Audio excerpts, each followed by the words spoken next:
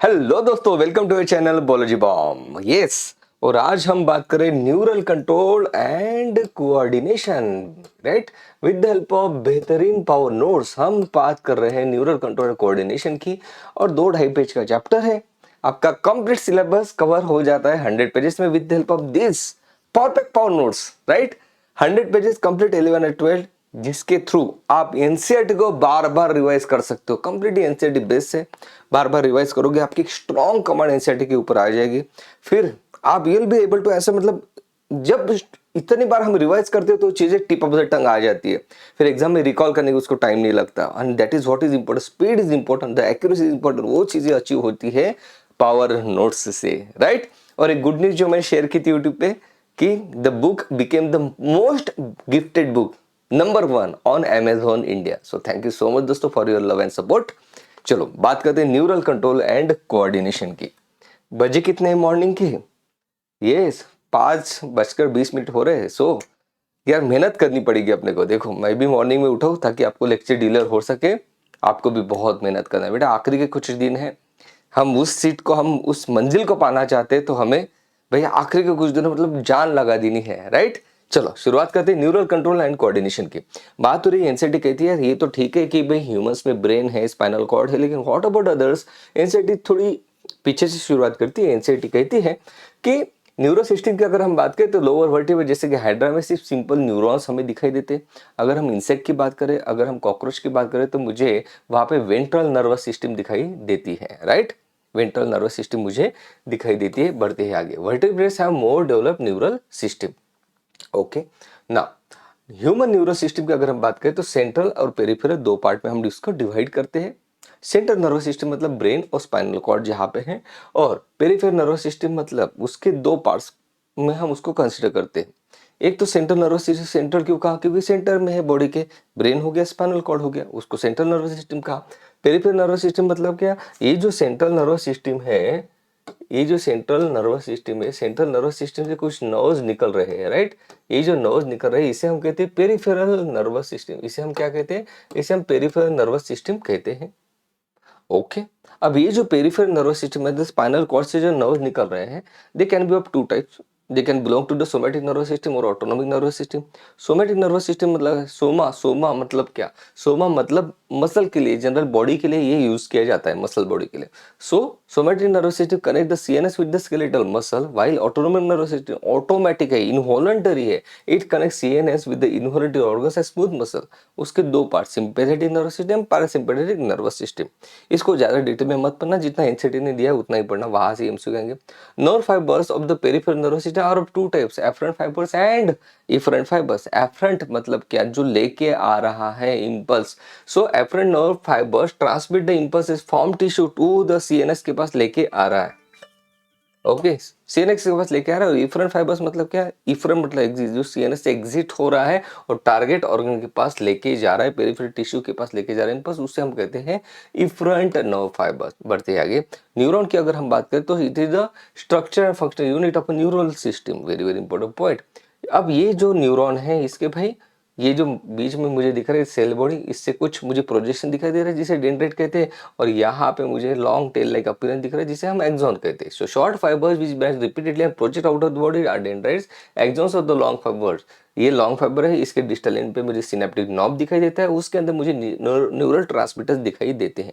अगर मैं डेंड्राइट, ध्यान से देखना, डेंड्राइट और cyton that is cell body की अगर मैं बात करूँ तो यहाँ पे मुझे छोटे छोटे ग्रैन्यूल्स दिखाई देते हैं जो कि रब एंडोप्लाज्मिक रेटिकुलम से बने हुए हैं, जिसे हम नीजल ग्रैन्यूल्स कहते हैं, जो कि ग्रे कलर के होते हैं।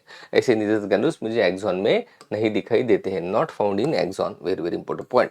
नाउ अगर हम बात करें कि भाई ये जो न्यूरॉन है, ये न्यूरॉन की एक खासियत है। कौन सी खासियत है? दिस न्यूरॉन्स आर एक्साइटेबल, ये एक्साइट हो सकते हैं, इनके एक्साइट होने की प्रॉपर्टी है भाई। इंपल्स कंडक्ट करते हैं। कैसे इंपल्स कंडक्ट करेंगे? हमेशा डेंड्राइट से सेल बॉडी, सेल बॉडी से एक्सॉन, इसी फैशन में कंडक्ट करेंगे। इधर से इंपल्स आते हुए इधर नहीं जाएगा, हाँ? उल्टा नहीं होगा। ये डेंड्रॉइड, साइटोन और एक्सॉन इसी फैशन में कैरी करेगा। Axon carry impulses away from the cell body to the synapse. Now अब डिपेंडिंग ऑन द, किसी न्यूरॉन के पास भाई इसके पास कितने डेंड्राइट है, उसके अकॉर्डिंगली डेंड्राइट कितने हैं, एक्सॉन कितने हैं, उसके अकॉर्डिंगली इनके न्यूरॉन के हम तीन कैटेगरीज करते हैं, यूनिपोलर न्यूरॉन, बाइपोलर न्यूरॉन और मल्टीपोलर न्यूरॉन। अब ये यहाँ पे यूनिपोलर न्यूरॉन मतलब क्या, इसके पास सेल बॉडी है और एक साइटोन है, इसके पास डेंड्राइट है ही नहीं, इसे ऐसे न्यूरॉन को हम यूनिपोलर न्यूरॉन कहते हैं, मतलब एक ही पोल है ना उसके पास। ओके, तो उसके एम्ब्रियोनिक स्टेज में हमें ऐसे दिखाई देते हैं। बाइपोलर न्यूरॉन मतलब क्या, एक न्यूरॉन उसके पास cell body with one axon and one dendrite, ये देखो डेंड्राइट निकल रहा है, so this is the dendrite and this is the axon, so this is bipolar. दो पोल मुझे, दो मतलब दो हैंड टाइप मुझे दिखाई दे रहे हैं, तो मैं इसे बाइपोलर न्यूरॉन कहते हैं, जो कि रेटिनाइज में हमें दिखाई देते हैं। ओके भाई, जैसे कि गैंग्लियोनिक सेल हमें दिखाई देते हैं ना। नहीं, बाइपोलर न्यूरॉन गैंग्लियोनिक सेल और फोटोरिसेप्टर को कंडक्ट करने वाले, बी केयरफुल। हाँ, मल्टीपोलर न्यूरॉन, मल्टीपोलर न्यूरॉन मतलब क्या, cell body with one axon और यहाँ पे वन और टू, मतलब यहाँ पे वन ही डेंड्राइट था। बी केयरफुल यार, ये थोड़ा देखो, बाइपोलर मतलब क्या है, एक एक्सॉन एक dendrite, that is bipolar. Multipolar मतलब क्या है, एक एक्सॉन मल्टीपल, एक axon multiple dendrite, so that becomes a multipolar neuron. ये हमें सेरेब्रो कॉर्टेक्स में दिखाई देती है। इतने सारे डेंड्राइट क्यों है, क्योंकि ये कनेक्शन बनाने में हेल्प करती है इसलिए। माइलिन शीट की अगर हम बात करें तो हमें दिखाई देता है कि भाई ये जो एक्सॉन है ये कवर्ड होता है माइलिन शीट से, डिपेंडिंग कि वो न्यूरॉन कहाँ पे और किस नर्वस सिस्टम के ऊपर लोकेटेड है, देखते डिटेल में। तो myelin sheath it is made up of sphingolipid and protein. Okay, very very important. CNS में myelin sheath it is form by oligodendrocyte cell, very very important point, NCERT ने नहीं दिया है लेकिन ये पीवाईक्यू है तो इंपॉर्टेंट है। सेंट्रल नर्वस सिस्टम के जो न्यूरॉन है हमें हमें ये दिखाई देता है कि उसकी माइलिन शीट ओलिगोडेंड्रोसाइट सेल ने बनाई है, जबकि पेरिफेरल नर्वस सिस्टम की माइलिन शीट ये श्वान सेल बनाता है। अब बढ़ते हैं आगे ना। अब यहाँ पे देखो बेटा, now there are two types of Schwann cells. एक ऐसे शॉन्सेस जो कि माइलिन शीट बनाते हैं, सोमैटिक सिस्टम में हमें दिखाई देते हैं, और ऐसे शॉन्सेस जो कि माइलिन शीट नहीं बनाते। ऐसे शॉन्सेस हमें ऑटोनोमिक सोमैटिक दोनों में दिखाई देते हैं, मतलब सोमैटिक सिस्टम में दोनों टाइप के शॉन्सेस होते हैं, माइलिन शीट बनाने वाले और नहीं बनाने वाले भी। अब अगर हम इम्पल्स जनरेट कैसे होता है इसकी अगर हम बात करें तो हमें दिखाई देता है कि ये जो न्यूरॉन है, इस न्यूरॉन के आउटसाइड में मुझे यहाँ पे पॉजिटिव चार्ज दिखाई देता है, अंदर के साइड में निगेटिव चार्ज दिखाई देता है। ऐसा क्यों हो रहा है, क्योंकि normally inside at the axoplasm, इसे एक्सोप्लाज्म कह रहे हैं, जो कि न्यूरॉन का साइटोप्लाज्म, उसे एक्सोप्लाज्म कहते हैं। यहाँ पे मोर नंबर ऑफ पोटेशियम चैनल्स होते हैं, फिर पोटेशियम चैनल अंदर से बाहर लीक कर रहे हैं, मतलब पॉजिटिव चार्ज कम हो रहा है अंदर का, तो अंदर के साइड में नेगेटिव चार्ज आ जाता है, और अंदर के साइड में प्रोटीन्स भी होते हैं जिसकी वजह से यहाँ पे नेगेटिव चार्ज आ जाता है एक्सोप्लाज्म के इनर साइड में, राइट। आउटर साइड में सोडियम ज्यादा क्वांटिटी में होते हैं, इसलिए बाहर के साइड में पॉजिटिव चार्ज आता है। इस टाइप के न्यूरॉन को पोलराइज न्यूरॉन कहते हैं, और इसका जो पोटेंशियल है उसको कहते हैं रेस्टिंग मेम्ब्रेन पोटेंशियल।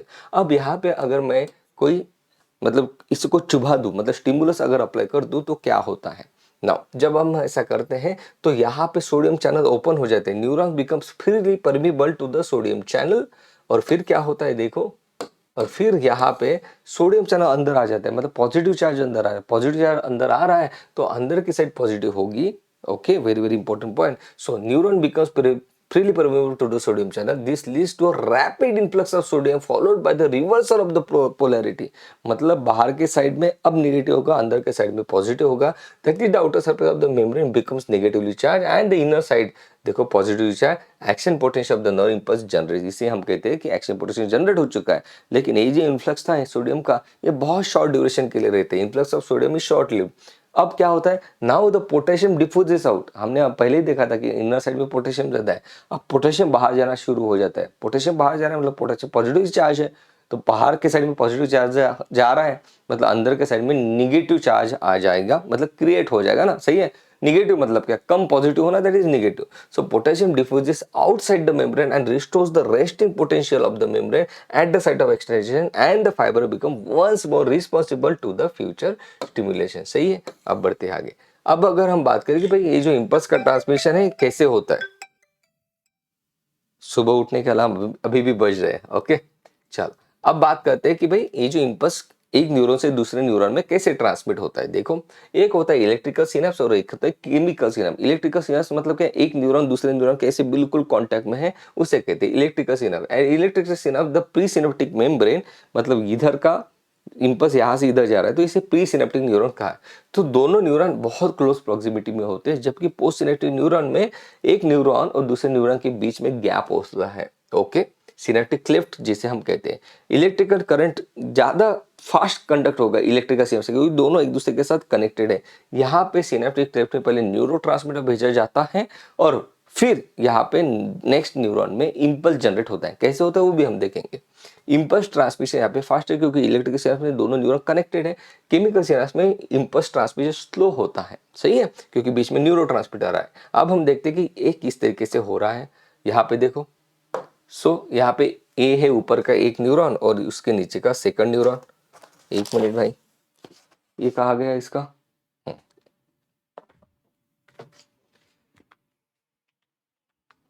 हाँ यहाँ पे देखो, इसे सिनेप्स कह रहे हैं। एक न्यूरॉन सेकंड न्यूरॉन बीच में है रहा। प्री सिनेप्टिक न्यूरॉन मतलब इधर से इंपल्स आ रहा है तो प्री सिनेप्स, सिनेप्स के पहले वाला इधर जा रहा है तो पोस्ट सिनेप्टिक न्यूरॉन, सही है। अब यहाँ पे क्या होता है देखो, जब यहाँ पे इंपल्स आ जाता है, राइट, इंपल्स कैसे जनरेट होता है अभी हमने देखा, -70 मिलीवोल्ट का होता है।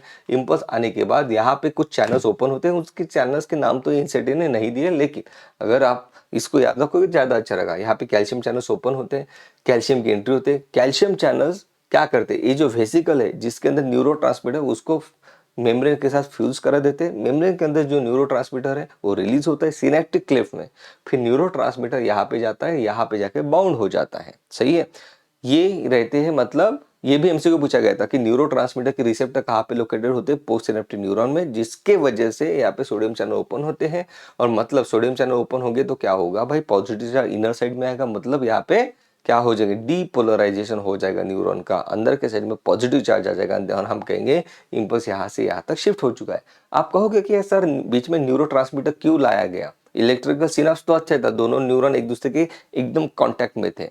ऐसा इसलिए किया जाता है कि आपने इसमें बीच में ब्रेक लगा दिया, आपने आपके हाथ में कमांड ले ली। अगर आप चाहते हो कि इंपल्स यहाँ से यहाँ पे ना जाए तो बीच में न्यूरोट्रांसमीटर डाल दो। मैं ऐसे ऐसे ऐसे कर रहा हूँ, एकदम से मैंने रोक दिया, क्या हुआ, न्यूरोट्रांसमीटर को मैंने कंट्रोल कर लिया है। ओके, ये चीज होती है बेटा। सो न्यूरोट्रांसमीटर मतलब आपके गाड़ी का ब्रेक होता है। ओके, आपका गाड़ी का ब्रेक अच्छा होगा तभी तो स्पीड से चला पाओगे, राइट, नहीं तो आपको पता चला कि भाई ब्रेक ही नहीं तो स्पीड ही नहीं ले सकते, तो वो वाले सीन है, सही है। Very very important point. अब बढ़ते हैं आगे, चल।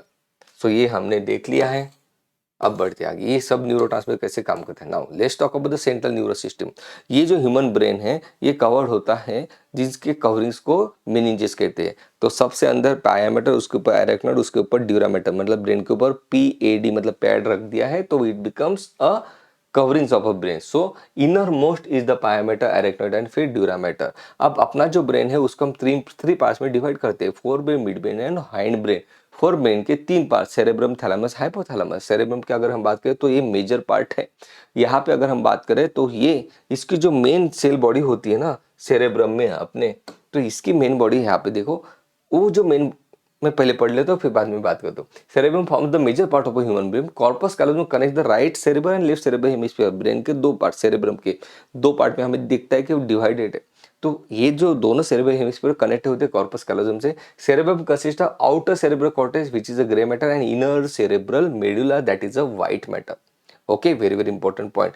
तो यहाँ पे outer part grey side, grey colour का मुझे दिखाई देता है, ग्रे कलर का, और इनर पार्ट मुझे व्हाइट कलर का दिखाई देता है, inner cerebrum medulla. Cerebral cortex contains motor area, जो कि वे मोटर मतलब एक्टिविटी को कंट्रोल करेगा। सेंसरी है मतलब आपने इसको टच किया तो ये बताएगा आपको कि भाई आपका आपने ठंडी चीज को टच किया कि नहीं किया, सेंसेशन डिटेक्ट करेगा।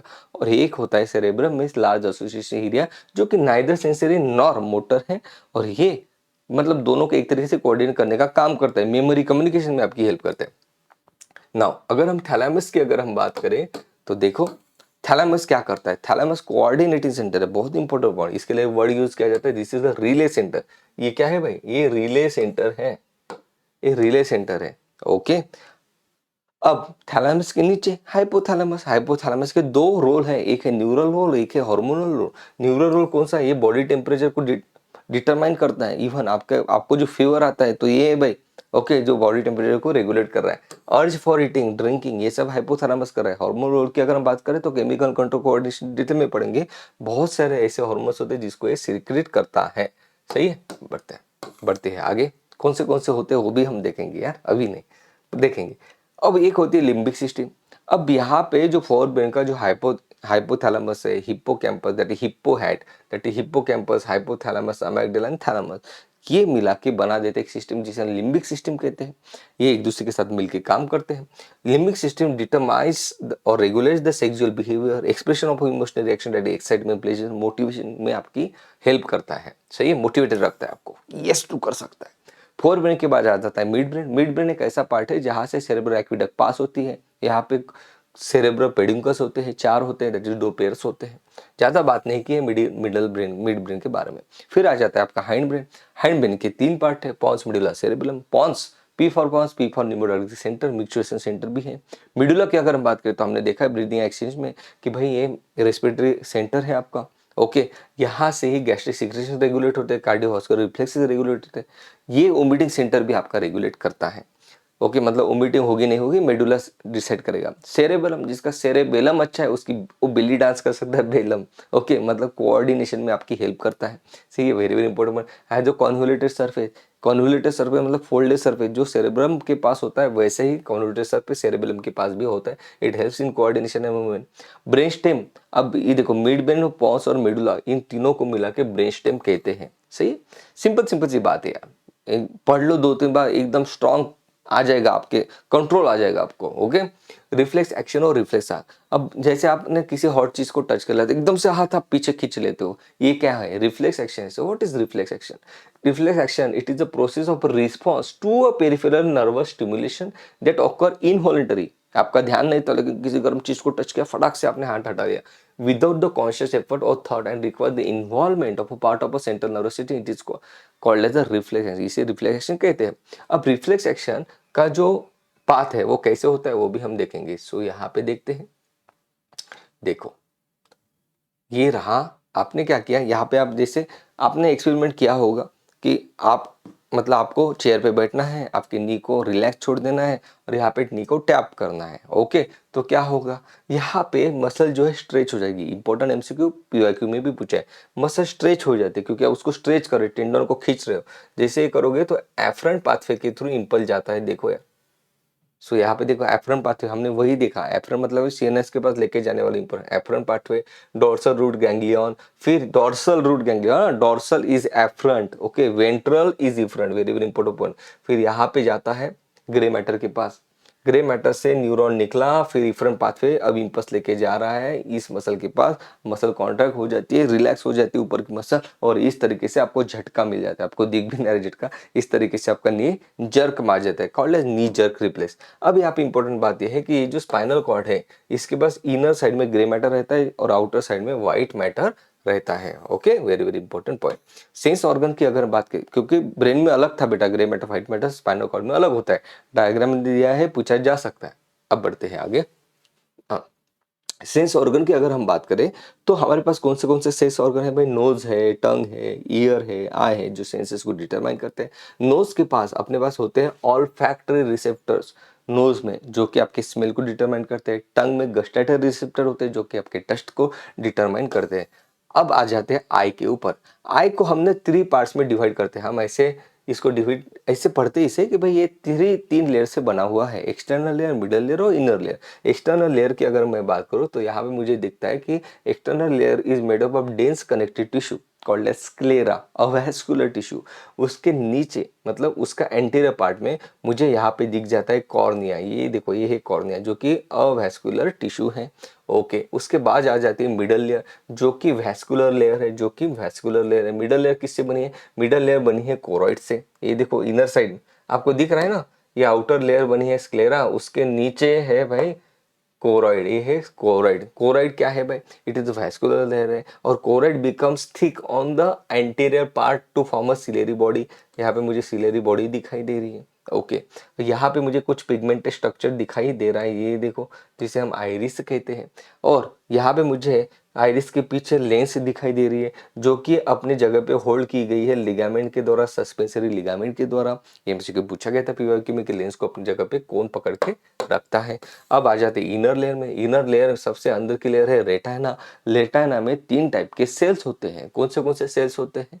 अगर हम अंदर से लेके बाहर की तरफ जाए, मतलब यहाँ पे ये जो रेटाना को आप बाहर निकालोगे और आपको ऐसा रेटाना दिख रहा है, ये रेटाना आपने बाहर निकाला, आपको ऐसा रेटाना दिख रहा है, तो इनर साइड में मतलब इस साइड में यहाँ पे मुझे दिखाई देते हैं गैंग्लियन सेल, फिर आ जाते हैं बाइपोलर सेल और इनर मोस्ट होते हैं फोटो रिसेप्टर सेल्स। जब रे आती है, लाइट आता है तो ये फोटो रिसेप्टर के ऊपर रहता है, फिर इम्पल्स आगे की तरफ आ जाता है। बढ़ते हैं आगे नाउ। अब ये जो फोटो रिसेप्टर सेल होते हैं ये दो टाइप के होते हैं, रॉड्स एंड कोर। रॉड, आपके पास अगर रॉड है तो मतलब लाइट है, टॉर्च इज लाइक रॉड ना, तो अंधेरे में आप देख सकते हो। सो नाइट विजन में रॉड्स हेल्प करते हैं। कौन ये स्कोटोपिक विजन या डे लाइट विजन में आपकी हेल्प करते हैं। रॉड्स के पास the rods contain purplish purple colour red protein called as rhodopsin which और विजुअल पर्पल, इसके पास रोडोप्सिन नाम का प्रोटीन होता है। ओके, कोन्स के पास तीन टाइप के प्रोटीन होते हैं, तीन टाइप का ऑडोप्सिन होता है। Okay, it response to the red, green and blue colour. Rhodopsin is compose of opsin and retinal aldehyde which is a derivative of vitamin A retinol. Very very important बने, MCQ पूछा गया कि कौन सा vitamin जरूरी होता है rods के अच्छे अच्छे फंक्शन के लिए, इसलिए तो आपको बोला जाता है भाई कैरेट खाएगा और आपकी आंखें अच्छी हो जाएगी। तो रॉड्स रात को देखने में हेल्प करते हैं, कौन कलर को डिटरमाइन करने में हेल्प करते हैं। अब देखते हैं कि किस तरीके से इम्पल्स जनरेट होता है। अच्छा, उसके पहले कुछ इंपॉर्टेंट पॉइंट और बचे। ये जो रेटाइना है, रेटाइना जहां पे ये ऑप्टिक नर्व इम्पल्स लेके जा रही है फोटो रिसेप्टर सेल पे, हमें यहाँ पे दिखाई देता है कि यहाँ पे रॉड्स और कोन्स तो है ही नहीं। रॉड्स और कोन नहीं है मतलब वहां पे इमेज ही फॉर्म नहीं होगी रेटाइना के उस पार्ट में, तो हम इस पार्ट को ब्लाइंड स्पॉट कहते हैं। ऐसे एक पार्ट हमें दिखाई देता है रेटाना में जो कि येलो कलर का होता है, जिसे हम मैक्यूला कहते हैं, जिसे हम मैक्यूला कहते हैं। और ये मैक्यूला के सेंटर में मुझे कुछ छोटा सा होल दिखाई देता है जिसे हम कहते हैं फोविया। फोविया मतलब छेद, फोविया दिखाई देता है। ये फोविया वो स्ट्रक्चर है जिसके पास सिर्फ कोन्स होते हैं, रॉड्स नहीं होते।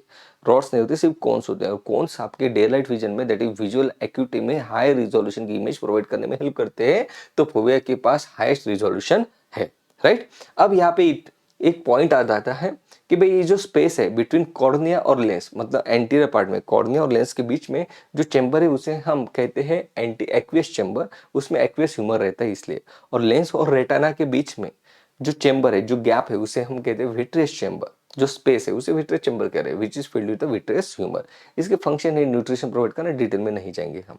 ओके, मैकेनिज्म ऑफ विजन, जब लाइट फॉल होता है फोटो रिसेप्टर सेल पे तो क्या होता है, हमने अभी देखा कि भाई रेटाइनल अल्डिहाइड प्लस प्रोटीन से बना हुआ एक स्ट्रक्चर होता है रोडोप्सिन। जब लाइट क्या हो जाता है रेटाइना के ऊपर आता है, now the retinal aldehyde it dissociates from the obscene. Now it is light induces the dissociation of retinal from the opsin. Membrane permeability of the photoreceptor cell changes. Okay, potential अब difference generate होते हैं, potential difference generate होते हैं in the photoreceptor cell. ध्यान से देखना, action potential generate नहीं हुआ, पोटेंशियल डिफरेंस जनरेट हुआ। Okay, now this difference in the potential difference is carry forward through the bipolar cell into the ganglion cell. और ganglion cell में फिर action potential generate होता है जो कि ऑप्टिक नर्व के द्वारा कंडक्ट किया जाता है आपकी विजुअल कॉर्टेक्स तक, मतलब वहां पे जाके इमेज फॉर्म हो जाएगी। सिंपल। बढ़ते आगे, ईयर की बात करते हैं। ईयर को हम तीन पार्ट में डिवाइड करते हैं, आउटर ईयर, मिडल ईयर और इनर ईयर। आउटर ईयर में क्या क्या है, आपका पिन्ना है, ओके, और क्या क्या है, आपकी ऑडिटरी कैनल है और टिम्पैनिक मेम्ब्रेन है। ओके, यहाँ पे इंपॉर्टेंट बात है कि ये जो टिम्पैनिक मेम्ब्रेन है it is covered with the skin outside, outside में स्किन से कवर होती है, and with mucus membrane on the inner side. Middle ear की अगर हम बात करें तो मिडल ईयर में तीन बोन्स होते हैं, malleus, incus and stapes. The malleus is attach to the tympanic membrane, बहुत इंपॉर्टेंट वर्ड है। मैलियस टिम्पैनिक मेम्ब्रेन के साथ अटैच होता है, while the stapes stapes oval window के साथ अटैच होता है। यूस्टेचियन ट्यूब ये ऐसा पार्ट है ईयर का जो कि ईयर और फेरिंग्स को कनेक्ट करता है। जब आप फ्लाई करते हो फ्लाइट में तो यही तो स्टेशन जो ब्लॉक हो जाता है जिसकी वजह से आपके कानों में दर्द होने लगता है। इनर ईयर ये फ्लूइड फील्ड या fluid filled inner ear, it is called as labyrinth, consist of two parts, bony labyrinth and membranous labyrinth. Bony labyrinth में पेरीलिम्फ होता है और इनर लैबिरिंथ में एंडोलिम्फ होता है। यहाँ पे अगर हम इस डायग्राम को देखना चाहिए, डायग्राम दी नहीं है एनसीईआरटी ने, लेकिन डायग्राम देना चाहिए था तो अच्छा रहता। देखो एक मिनट, ये इनर ईयर को बहुत डिटेल में पढ़ा था बेटा आपने, है ना। हाँ, यहाँ पे देखो ये रहा इनर ईयर आपका। ये इनर ईयर की अगर हम बात करें तो इनर ईयर में मुझे दिखाई देता है ये देखो येलो कलर का, that is a bony labyrinth. उसके अंदर जो है it is a membranous labyrinth. Bony labyrinth जो है ये कवर होता है पेरिलिम्फ से, कवर मतलब उसके फिल होता है पेरिलिम्फ से, और inner labyrinth that is membranous labyrinth fill होता है एंडोलिम्फ से। Very very important point. Now अब बढ़ते हैं आगे। नाउ अब the cochlea, the coil portion of a labyrinth, it is called as cochlea. Sensory organ of cochlea is organ of Corti. Organ of Corti ये जो है ना, ये लोकेटेड होता है स्केला मीडिया में. Organ of Corti located on a basal membrane in the scala media. It consists of auditory receptor hair cell. जब आपको देखते हैं मैकेनिज्म, न्यूरल मैकेनिज्म भी देखेंगे किस तरीके से सुनाई देता है. यहाँ पे मुझे एक टेक्टोरियल मेम्ब्रेन भी दिखाई देती है, thin elastic membrane called as tectorial membrane. And this particular organ of cortex responsible for the hearing. Very very important point. अब इसके साथ ही और एक स्ट्रक्चर होता है. अभी हमने कॉक्लिया की बात की, यहाँ पे. अब बात करते हैं इसके बारे में, वेस्टिबुलर एपरेटस के बारे में, which is made up of a semi circular canal और otolith organ. Semi circular canal, ये देखो सेमी सर्कुलर कैनल एक दूसरे के ऊपर राइट एंगल में प्लेस है. इसका सेंसरी पार्ट यहाँ पे, इसका सेंसरी पार्ट जो है इसे क्रिस्टा एम्पुलरिस कहते हैं. क्रिस्टा एम्पुलरिस मतलब क्या है, मतलब ये इसमें हेयर सेल्स होते हैं बेटा, छोटे छोटे हेयर सेल्स होते हैं जो कि आपके बैलेंस में आपकी हेल्प करते हैं. मतलब हेयर सेल ऐसे ऐसे मुड़ जाएंगे, ब्रेन को पता चल जाएगी कि कौन से डायरेक्शन में हेयर सेल मुड़े हैं. ब्रेन को ये पता चलेगा कि आपकी बॉडी की पोजीशन क्या है. Okay, very very important point. So rotational movement में पोस्चर मेंटेन करने के लिए क्रिस्टा एम्पुलरिस आपकी हेल्प करता है. ये तो रहा सेमी सर्कुलर कैनल. और सेकंड पार्ट है वेस्टिबुलर एपरेटस का, वो है ऑटोलिथ ऑर्गन, दैट इज अट्रिकल और सैक्यूल. यहाँ पे देखो अट्रिकल है और सैक्यूल है. ये क्या है, अट्रिकल और सैक्यूल में होता है भाई सेंसरी पार्ट जिसे हम मैक्यूला कहते हैं. अनाद अगेन दिस इज द क्या है ये है बेटा हेयर सेल्स इसके पास होते हैं और इसे ऑटोलिथ ऑर्गन कहते हैं. ऑटो मतलब स्टोन, ऑटोलिथ मतलब स्टोन, मतलब इसके हेयर सेल के ऊपर स्टोन होता है. कैल्शियम के बने हुए सच में स्टोन्स होते हैं.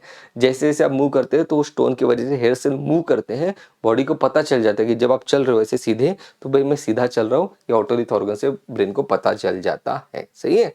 ओके, सो ऑटोलिथ ऑर्गन का जो सेंसरी पार्ट है उसे मैक्यूला कहते हैं, और सेमी सर्कुलर कैनल का जो सेंसरी पार्ट है उसे हम क्रिस्टा कहते हैं. ये इंपॉर्टेंट पॉइंट यहाँ पे बन जाएगा, वही चीज यहाँ पे दी गई है. नाउ अब मैकेनिज्म ऑफ हियरिंग की अगर हम बात करें तो देखो, साउंड वेव आता है, टिम्पैनिक मेम्ब्रेन को वाइब्रेट करता है, टिम्पैनिक मेम्ब्रेन के साथ अटैच है मेलियस, मेलियस इनका स्टेपिस के थ्रू इंपल्स चला जाता है ओहल विंडो, ओहल विंडो वाइब्रेट करेगी स्केला मीडिया को, फिर मतलब एंडोलिम में वाइब्रेशन होगा. ओके, धीरे धीरे पेरिलिम से वाइब्रेशन एंडोलिम में ट्रांसमिट होता है, फिर आपकी बेसालर मेम्ब्रेन वाइब्रेट होती है, हेयर सेल में इंपल्स जनरेट होता है, और वही इंपल्स भेज दिया जाता है ऑडिटरी नर्व के पास, और ऑडिटरी नर्व अपना इंपल्स लेके जाते हैं auditory cortex of the brain में, और साउंड रिकॉग्नाइज हो जाता है.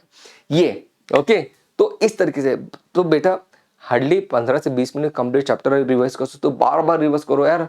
एंड ए बिट आपको आपकी मेडिकल सीट पाने से कोई नहीं रोक सकेगा बेटा. ओके, सो और आप अगर बहुत डिटेल में, बहुत नहीं लेकिन आप डिटेल में भी इस लेक्चर्स को देखना चाहते हो तो C3 सीरीज सर्च करना, आपको सब कुछ डिटेल में दिखाई देगा. मतलब एक एक जैसे कि कॉक्लियर स्ट्रक्चर, एक एक मैकेनिज्म हियरिंग के आधे आधे घंटे के लेक्चर्स अवेलेबल हैं. जहां जहां पे डाउट है वहां वहां पे आप वो लेक्चर देख सकते हो. चलो, that was all about this session. मस्त पढ़ते रहो, वीडियो को लाइक और चैनल को सब्सक्राइब करना मत भूलना. लव यू बेटा, टेक केयर, बाय बाय.